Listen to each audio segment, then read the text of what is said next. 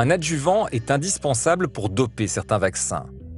Lorsqu'on n'injecte pas un virus entier, mais seulement des parties de ce virus, l'adjuvant permet d'avoir une réponse immunitaire efficace. Sans cet ajout, pas de réelle protection. Il existe plusieurs adjuvants aujourd'hui, parmi lesquels les sels d'aluminium. Leur mécanisme d'action n'est pas parfaitement connu, mais ils permettent globalement aux fragments du virus de former des particules de grande taille. Ces boules sont alors très faciles à repérer par les premiers escadrons de notre système immunitaire, les macrophages. Les adjuvants sont nécessaires donc, mais ceux à base d'aluminium suscitent une vive polémique dans le monde francophone. En cause, les travaux très médiatisés d'un médecin parisien que certains considèrent comme le gourou des anti-vaccins. C'est une petite minorité de patients qui n'arrivent pas à se débarrasser de l'adjuvant présentaient dans leurs muscles des particules d'aluminium. C'est un problème parce que l'aluminium est toxique. Face à nous, son opinion n'est toutefois pas si radicale. Je suis un pro-vaccin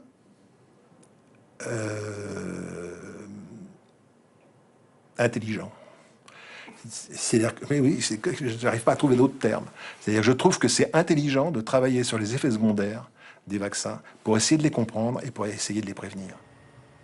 À l'origine, l'équipe de Romain Guérardi à l'hôpital Henri Mondor à Paris est spécialiste du muscle et de ses pathologies. Une bonne réputation internationale, de nombreuses publications scientifiques. Les recherches sur l'aluminium viendront un peu par hasard lorsque ce professeur s'intéresse à un muscle bien précis, celui dans lequel on fait des piqûres. Ça, c'est une biopsie de muscle deltoïde, donc coupé transversalement. Tous les ronds que vous voyez là, ce sont les fibres musculaires, donc qui sont coupées, qui sont des tronçons de fibres musculaires. Et vous voyez qu'entre les fibres musculaires ici, vous avez ces cellules violettes avec leur noyau noir. Et ces cellules violettes, en fait, ce sont ces fameux macrophages. Et ces macrophages contiennent des très grandes quantités d'adjuvants qu'on peut voir en microscopie électronique. Donc, Et ça, c'est plusieurs années après la piqûre. Ça, c'est des années, de longues années après la dernière vaccination. 5 ans, 6 ans, 7 ans, 10 ans. En clair, chez certaines personnes, l'aluminium reste dans le corps pendant très longtemps. La plupart des individus, l'immense majorité des individus, arrivent à s'en débarrasser en quelques mois. Et une petite fraction de la population n'y arrive pas. Et au site de la lésion, on a la persistance pendant 5 ans, 10 ans, 15 ans, plus de 15 ans, de ces particules d'aluminium à l'intérieur des cellules immunitaires, formant cette lésion inflammatoire du muscle et de l'enveloppe du muscle qu'on appelle myofasciite à macrophage. Et selon l'équipe de Romain Guérardi, ce tatouage vaccinal durable pourrait avoir des conséquences néfastes pour la santé. Marie-Laure Benaïm, par exemple, a du mal à marcher sur de longues distances. Cette femme de 58 ans dit ressentir une intense fatigue depuis qu'elle s'est fait revacciner avant de commencer un travail d'éducatrice de la petite enfance. J'ai été vaccinée en 96 et puis avec le rappel en 97 pour rentrer à l'école. Et c'est en 97, en travaillant, que j'ai commencé à sentir des symptômes un peu bizarres. Je me sentais plus aussi en forme qu'avant. J'étais encore jeune, j'avais que 37 ans. Je me disais, c'est quand même bizarre. On me disait, c'est normal, t'as pas travaillé depuis longtemps, donc c'est tout à fait normal que tu sois fatiguée. J'avais un épuisement extrême, je comprenais pas pourquoi. Plus le temps avançait et plus j'avais vraiment du mal à vivre une journée correcte, complète. On sent bien quand on n'est plus comme avant, quoi. Et je me suis dit, c'est pas le fait d'avoir retravaillé qui me met dans cet état-là, c'est pas possible, il y a autre chose.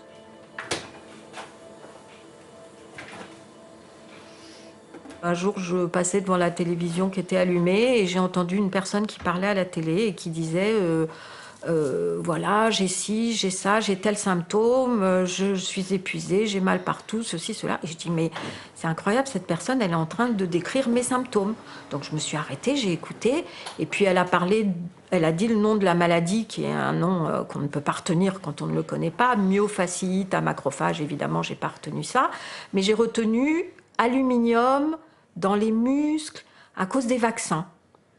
Et c'est là où je me suis dit, mais c'est bizarre, c'est vrai que je me suis fait vacciner il y a quelques années, que depuis je suis plus très bien, est-ce que ça pourrait être ça? En France, il y a actuellement quelques centaines de personnes qui décrivent les mêmes problèmes et incriminent les vaccins. Selon Romain Guérardi, le lien est clair. L'aluminium, on le met comme un adjuvant des vaccins, c'est-à-dire quelque chose qui va permettre de stimuler de façon non spécifique mais puissante les cellules immunitaires pour qu'elles donnent la meilleure réponse immunitaire possible. Et donc cette stimulation, tout indique qu'elle va continuer tant que la cellule n'aura pas réussi à se débarrasser de l'adjuvant. Tant que l'adjuvant persiste dans le bonhomme et dans les cellules immunitaires du bonhomme, eh bien l'effet adjuvant va avoir lieu. Et plutôt que d'avoir lieu pendant quelques semaines après l'injection, si ça a lieu pendant des années, eh bien, ça fait le lit des maladies inflammatoires chroniques, et en particulier d'une maladie qui est très proche de la clinique de nos patients, c'est-à-dire le syndrome de fatigue chronique. En 2013, la justice française donnera raison à Marie-Laure Benaïm. Selon elle, on ne peut pas exclure le lien entre la vaccination et son incapacité de travail liée à un syndrome de fatigue chronique.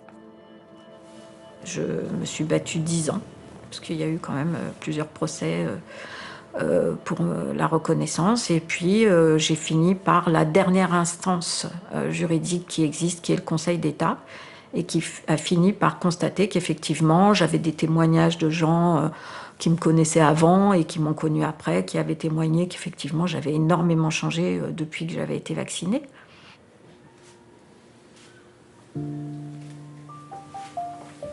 Il n'existe pas actuellement de traitement contre le syndrome de fatigue chronique. La pathologie est très mal connue. La justice française fait le rapprochement avec les adjuvants, mais scientifiquement, la causalité entre aluminium et syndrome de fatigue chronique n'est pas évidente. Une étude publiée fin 2016 montre un lien possible chez la souris, mais rien de plus. Beaucoup de médecins interrogés restent sceptiques.